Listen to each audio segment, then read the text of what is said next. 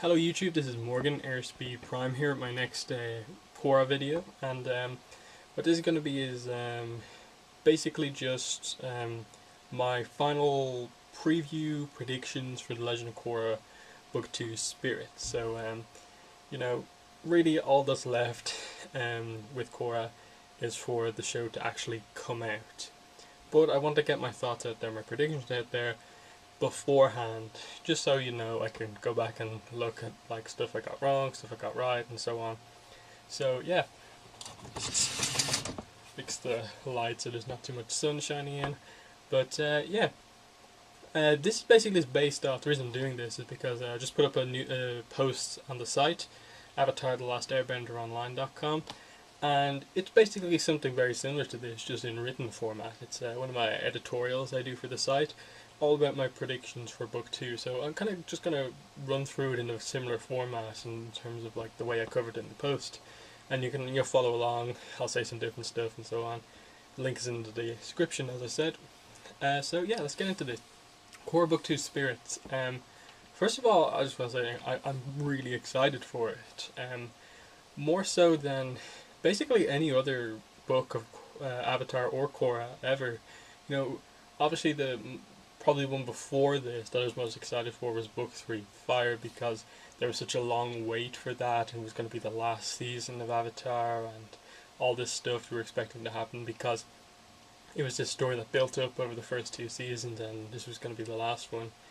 But the reason I'm so interested in this story, even though it's not continuing straight on in terms of a plot from book 1, but rather continuing the characters through, why I'm so excited is because of the ideas and concepts that book 2 is going to explore.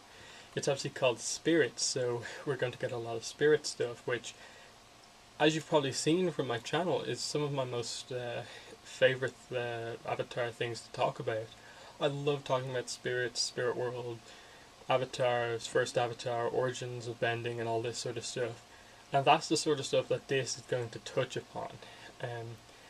All based around the fact that Korra needs to develop spiritually and stuff like this. So just that, the fact that the idea of this series is going to focus on that sort of stuff has me super excited in the first place. And I think the characters and like what they're setting up is leading to a lot of interesting stuff too, as I'm going to explore in this post.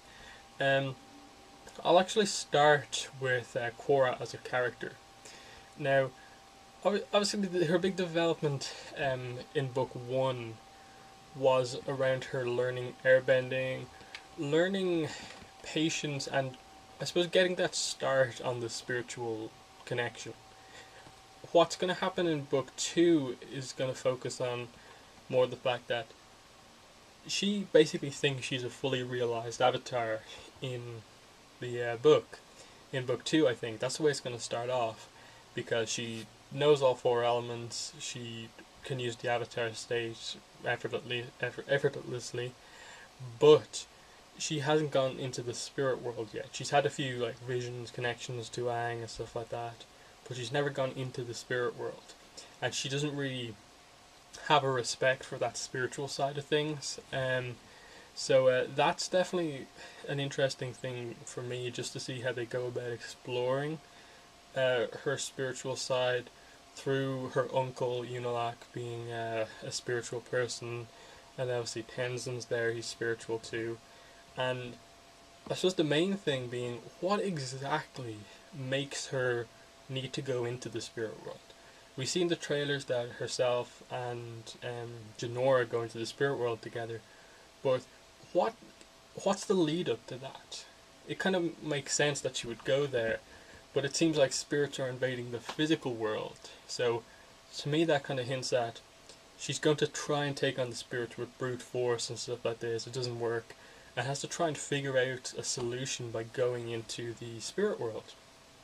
And obviously Janor is going to help her do that somehow. Like I think basically, this is my theory of what's going to happen, is that the war basically kicks off between dark spirits and humans.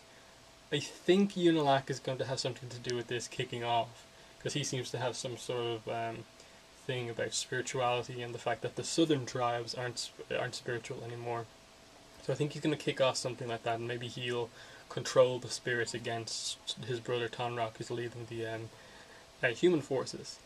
So this is going to kind of parallel with the first Avatar 1 story, which, as we've seen from the trailers, that's basically the conflict he had to deal with, in that he was in a world where it was humans against spirits too, and something happened with him that made him become the Avatar, and I suppose bring balance between the spirits and the humans. And that's why I think Korra's going to go into the spirit world. She's going to seek out advice, and I think she's going to learn that story, whether that be from Avatar 1 himself, or maybe more likely Aang tells her the story, something like that, or that he directs her on how to find out the story. And when she finds out what happens, which is basically where we get the episode's beginnings, part 1 and 2, that's going to give her an idea of a greater respect for her role as the Avatar, the power she has as the Avatar, and just in general being the bridge between the spirit and spirits and humans and that sort of thing. And that I think she's very much of the opinion that she's kind of has to just keep balance in the human world, and is kind of almost forgotten that the main role of the Avatar in many ways is to keep balance between the spirit and human world, and that seems to be where the Avatar came out of, in that one created balance between the two and got the powers that way. So I think that's what's going to happen. They're really going to parallel Korra's story now in book 2 with 1 and do something there. That's my kind of a big theory and stuff like that. Why exactly Jinora needs to go is interesting. I assume it's got something to do with how she's meant to end the battle or something like that. She needs to go to one. She sends Jinora to Wan Xisang's library to get some piece of information that's stored there. So she sends Jinora the bookworm and stuff like that, and that's Jinora's story, which I'm really excited for, to see that she's getting a bigger role in this book. Again, I'm interested to see how it comes about that Jinora, this young girl, just happens to come along with Korra. I think it plays into the fact that another part of the story seems to be that Tenzin goes off with his brother and sister, Bumi and Kaya, to the air temples at some stage in the book, and the kids are left there with Pema while Tenzin's off kind of, I think it's basically implied that it's a vacation, but they're also going to like get an update on what the temples are like now and stuff like this, which I think is going to be an interesting plot in itself, just to see the Katang kids' interactions together, as you know, this older group of siblings who are going on this kind of trip around the air temples, around the place where their father's from, and to see is there any like signs of life or something like this. Because I think this is where a little piece of news from Comic-Con 2011 is going to come into play. That being that the new Sky Bass and the new Lemurs are going to play a bigger role in book 2. So I think maybe we'll come across more Sky Bison at these temples and find that there's actually, in this 70 years since, obviously in the 170 years since the Air Nomad genocide, and I suppose the 70 years since Aang was there has been a population of these animals growing, and maybe they'll decide to go back to them, at least in some part. And then of course there's the whole thing of there's some mysterious trap door down there, and there's going to be some mystery around that as well, because the air temples are obviously spiritual places, and it's interesting to see how much focus they give the Katang siblings, and again, as I said, how Jinora plays into the Korra story, how, you know, just in the middle of this battle that Korra is obviously on the front lines as the Avatar, Jinora suddenly comes into play. What I'm going to focus on now is talking about Wan's story. I mentioned how I think Korra's story is going to parallel with Wan's, but what about Wan's story himself? What's that going to be like? What's that going to do? We know it's 10,000 years in the past from Korra's time, and that we're going to find out how he becomes the Avatar, how he goes from this adventurous person to being a avatar. And the setup is basically that he kind of comes across this battle between humans and spirits, and in the clips we see he basically I think we see him become the avatar or gain some form of power, and then stop it by going into the avatar state. But how exactly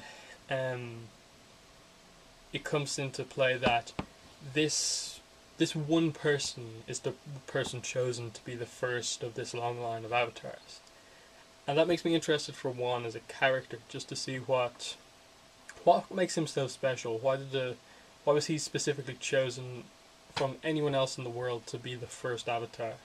So that's why I'm super excited to see Juan. Just there has to be something really unique and I suppose special about his character. And then, of course, just the fact that we're going to be exploring the world in 2 episodes, beginnings part 1 and part 2, is interesting. That we're probably going to get a load of questions answered. I covered this in one of my last videos, and I'll have a link somewhere on the screen here to my discussion of the first Avatar, origin of the Avatar, bending and that sort of stuff. You can watch that there. I go into crazy depth on it. Here I'll just mention some stuff. Because this is set 10,000 years in the past, it's actually interesting to look at what Avatar and Korra has presented to us so far with regards to the furthest back in the timeline we've ever been referenced. And there's a few things. There's the Line Turtles quote, "In the era before the Avatar, we bent not the elements, but the energy within." Does this suggest that before the Avatar, people could energy bend, and that energy bending is the root of the 4 elements? And then, obviously, there's the origin of the bending, in that Oma and Shu learned from the Badger Moles. They were the first human earthbenders. The ancient Sun Warriors were the first firebenders who learned from the dragons. The people of the northern and southern water tribes, North and South Pole, learned from the push and pull of the water, of the moon with the ocean, to waterbend. And, of course, the first air nomads learned from sky bison. Did this happen before the Avatar, around the same time as the Avatar came into play, or afterwards? And then what does this mean for the nations? Because the question is, before people could firebend, was the Fire Nation actually called the Fire Nation? Is the Fire Nation named after dragons, and then people eventually learned from their kind of country's name, how to bend?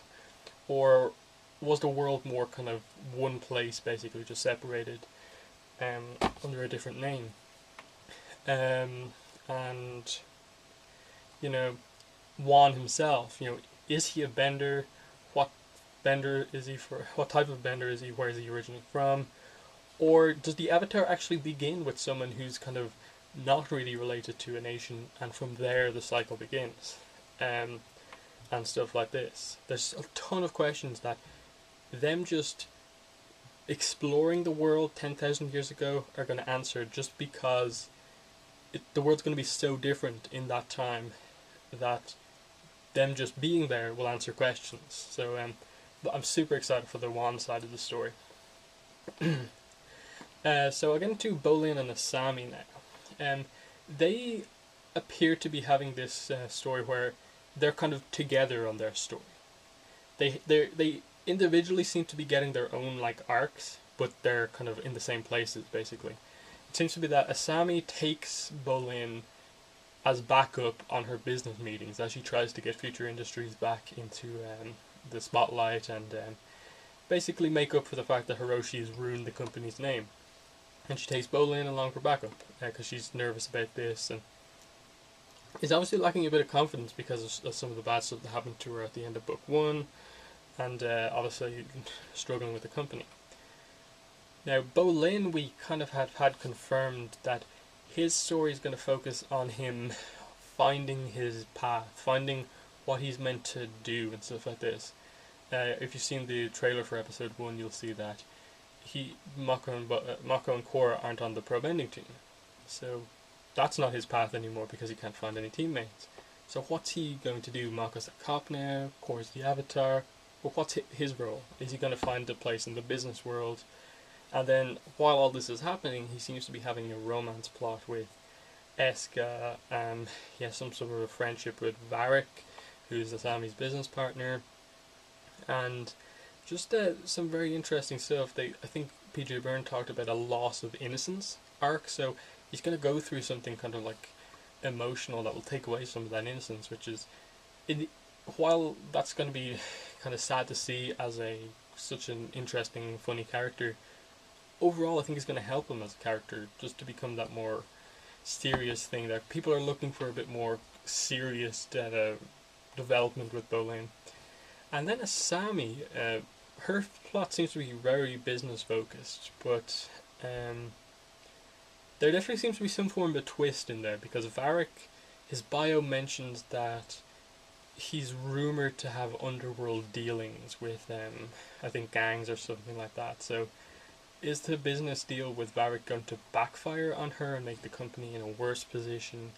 And where does that leave her? Because I think everyone's of the opinion, the whole fandom, that something good needs to happen to Asami. So I think they're going to build it up over the season that things are kind of going right at the start. Then the truth is revealed about Varric, but then something happens at the end. And that may just be that Bolin maybe helps her out and really becomes like a business partner and finds his path that way, or something else. Or are they actually doing this kind of long setup for Bolin and Asami as a couple? I don't know. But there's definitely some interesting stuff there. But I'll get into next the brothers. So that being Tonrak, and Unalak, beta pronunciations. I'm gonna have to watch a couple the episodes to get those pronunciations kind of in my head instead of Tonrak and Unalak. It's Tonrock and Unalak. Still getting around, but it'll come when I actually see the show. But yeah, it's set up basically for these two that obviously they both, I think, originally come from the northern tribe. Tonrak was the one who was meant to become the eventual chief of the Northern Water Tribe, but he went. I think it's implied that Senna's from the south, and then he went down there to marry her and had a more kind of a quiet life.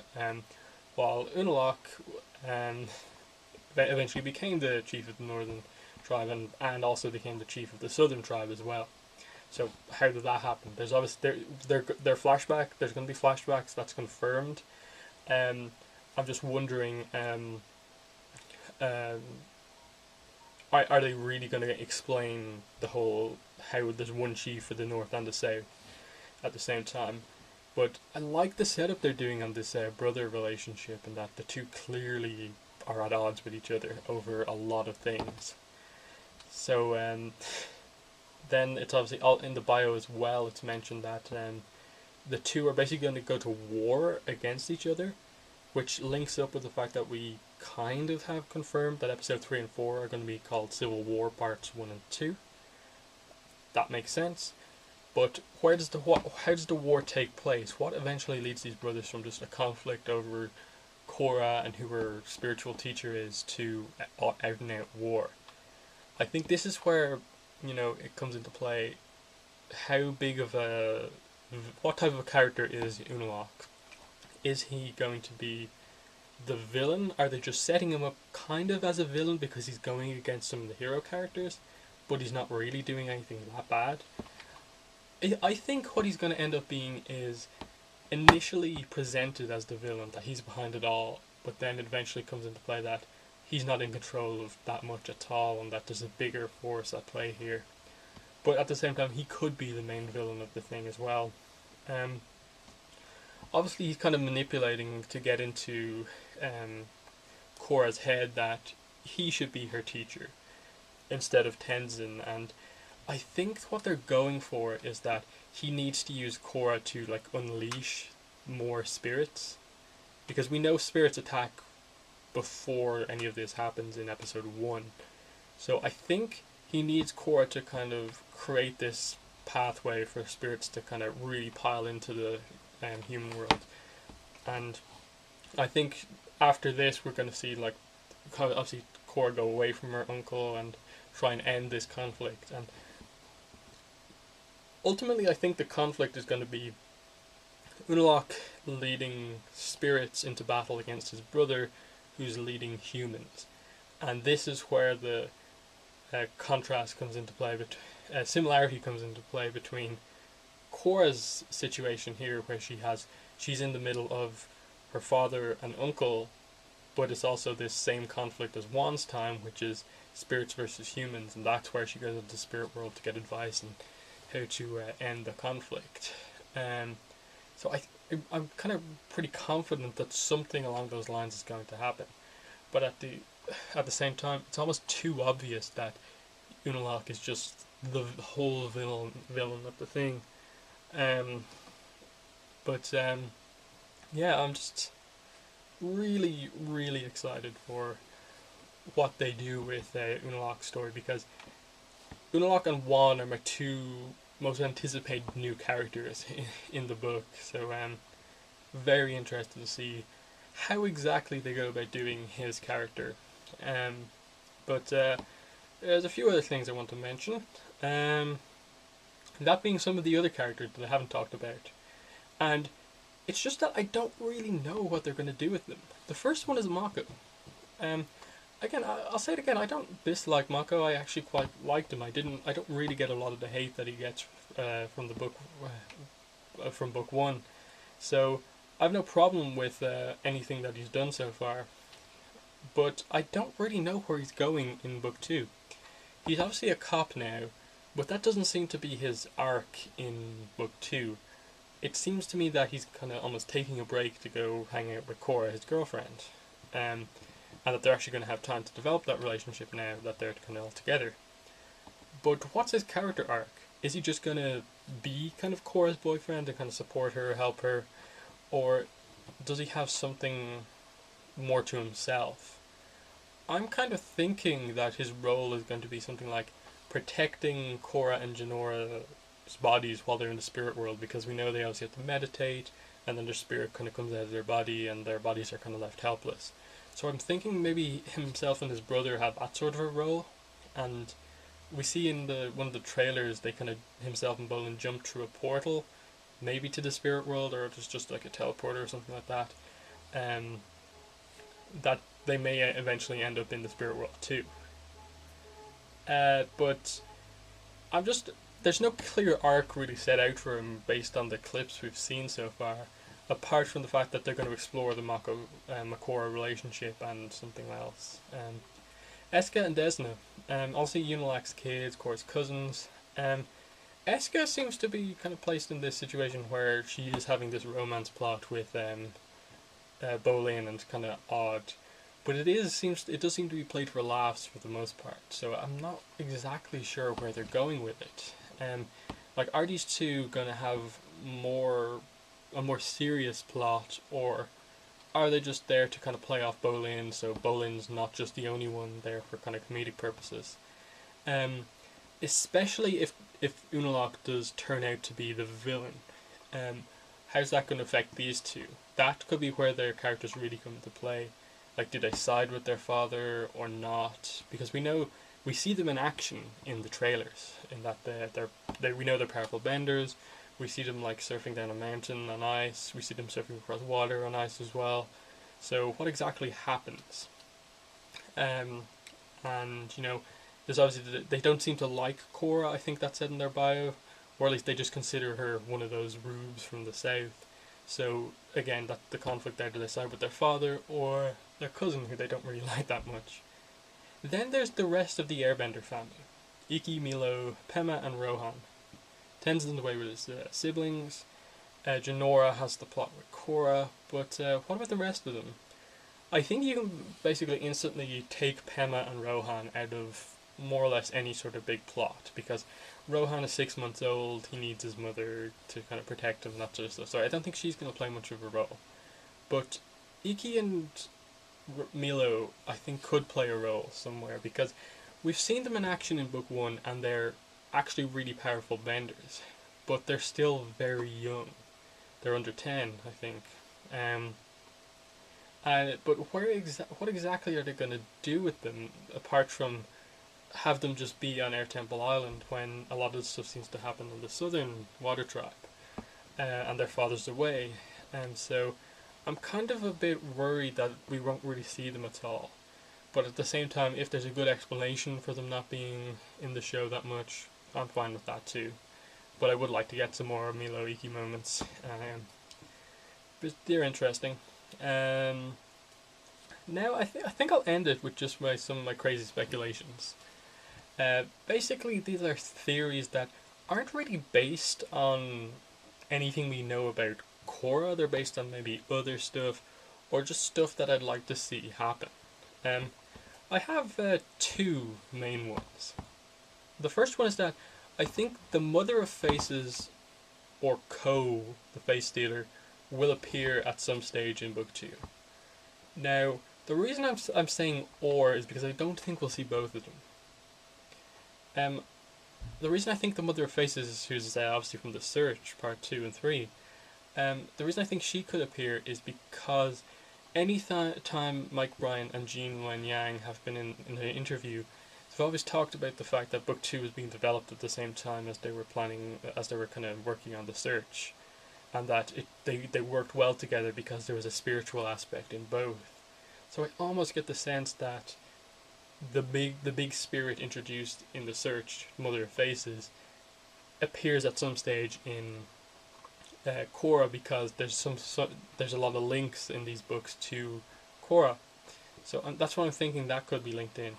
But they could also go the other way where the Mother of Faces may be too obvious, and they link in the fact that Mother of Faces, Ko the Face Dealer, and have Ko appear again, because Ko did say we'll meet again to Aang, clearly meaning the Avatar as opposed to Aang specifically.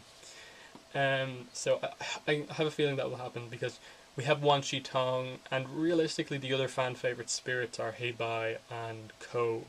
Maybe the Painted Lady, but I think Ko would be the main one. Second one, Professor Zay, I think, will still be in Wan Shi Tong's library. It's an unresolved mystery from 210 The Library. And the reason I think that they won't just have him be dead or ignore it is because we know they're going there. We know Jinora is going there. We know Wan Shi Tong hates humans because they always want to use his knowledge to get a kind of one-up on other humans. But Zay didn't want to do that. He went down with the library reading books. He is basically identical in many ways to Wan Shi Tong in that he wants knowledge just to know more knowledge. So in that way, you almost get the sense that they could be friends if Wan Shi Tong was just a bit more open to humans. And I'm kind of wondering, in that case, is he spared because of that? The only thing going against that would be we don't know the specifics about humans being dragged into the spirit world. Like, can they live there forever, basically? Are they effectively immortal, like non-aging, and so on? Like, if we arrive there, are we just going to see basically Zay there, just in the same age as he was before? Or is he going to be aged? Or is he going to be a spirit himself? I can kind of maybe see them doing something like where he's basically become one of the knowledge seekers or something like that, like the head knowledge seeker, one of those foxy foxes, or something like that. That would be interesting. Because if it happened and he was there, I think it would just be one of those like amazingly glorious continuity moments. Like, I think he would actually just have this big freak out moment from the whole fandom, because it'd be so much more than just, like, say, the Zuko's mom joke in Korra episode 1, because that was obvious. Like, everyone talks about Zuko's mother. Not everyone talks about Professor Zay and stuff like that. So I think them referencing that directly in the show could work wonders in terms of a nice continuity moment. But yeah, I'm going to end it here. I've probably gone on way too long already, but I think you can probably tell from the video I'm really hyped for Book 2. Just really am. As I said, probably the most hyped I've ever been for any book of Korra or Avatar The Last Airbender. It for me has surpassed in terms of anticipation book 3 fire. I'm sorry, my laptop's running out of battery. That's what that beeping noise is. So I'll end it here, just asking you guys, what are some of your speculations for Korra, and what are your thoughts on my own? That's basically the question I want to know. Do you have any do you have similar theories to me? Do you think I'm kind of completely off base with what I've said? And especially, I really want to know, what are some of your crazy kind of theories that probably won't happen, but that you think would be good to happen? So thanks for watching this video, and bye.